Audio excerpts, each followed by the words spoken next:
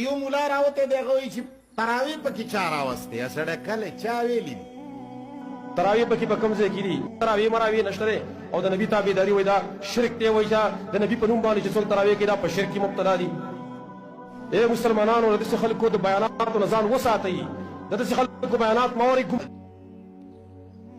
یو مولا راوته دی هغه وایي چې تراویح پکې چا راوستې سړی کله چا ویلي دي تراویح پکې لا چا راوستې هلکه دا چا ویلي دي وای دا مفتي وایي چې تراویح پکې کوم ځای نه وي د خدای بنده لږ الفاظو باندې غور کوه هلکه تاسو زمونږ دي جومات ولی تاسو ماسخوتن نه پس دا مونځ کوئ که نه کوئ څو رکعته کوئ 6 رکعته کوئ که نه کوئ زمونږ په دې جومات کې 6 رکعته کېږي که نه کېږي و د الله بندګانو موږ دا نه دي ویلي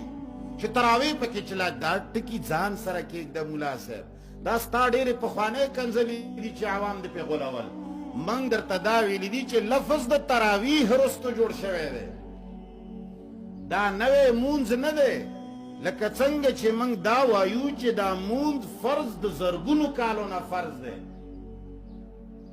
صرف معراج سره متړه دا د آدم د زمانې نه مونځ فرض دی او خلک یې کوي دغسې دا درته وایو چې دا تراویح نوم دی چې پېښی دی دا څه نوی مونځ نه دی دا هغه زوړ مونځ دی چې رسول الله کولو قیام اللیل یا تهجد یا قیام رمضان د ده دا نامه نشته تراویح لفظ نشته تراویح لفظ ثبوت نه قرآن نشته او نه سنت نشته مولانا صاحب کله به آخر ته پوهېږي چې ته د عوامو ته دوکه نه ورکوې کله به دا دوکه پرېږدي یار کله به دا مسلمانان یو بل سره په غم اړوي منګه دوه خبرې کړي دي یو دا چې لفظ د تراویح تا را الف واو یا ها تراویح دا لفظ د منځه دپاره رستو ملایانو یخی دی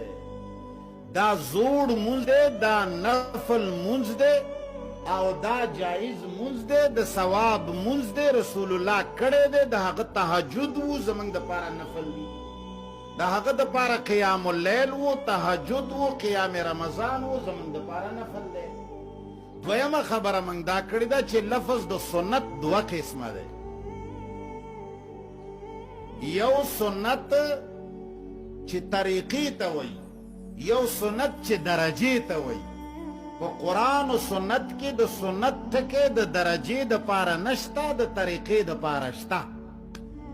مولانا صاحب کله به ته دا دروغ پرېږدې کله به دوکه پرېږدې تر کم وخته پورې به په دوکې باندې په دې عوامو حکومت کوي اولو سړی پیدا شوی سړی نه دی پیدا شوی سړی ډېر زوړ دی سړی ډېر زوړ دی او ډېر کلک سړی دی چې ګپ ونه لګوي خدای راستی چې ګپ ونه لګوي د خدای بنده ته به تر کم وخته پورې دا ملک د فساد نه ډکوي ستا په دې ایمان نشته نخرج له یوم القیامت کتابا یلقاه منشورا تم په زړه کې دننه پوهېږي چې مفتي صاحب دا نه دي ویلي دا یې ویلي دي خو فساد ته جوړوي موږ دا وایو چې لفظ د سنت د درجې دپاره به ثابت نه کړي لکه څنګه چې هغه کراچۍ والا یو عالم ویلی دي چې صاحب نے بولا ہے کہ لفظ تراویح قرآن و سنت میں نہیں ہے تو لفظ تو سنت موقدہ کبھی نہیں ہے کہ نہیں ہے خو نشته که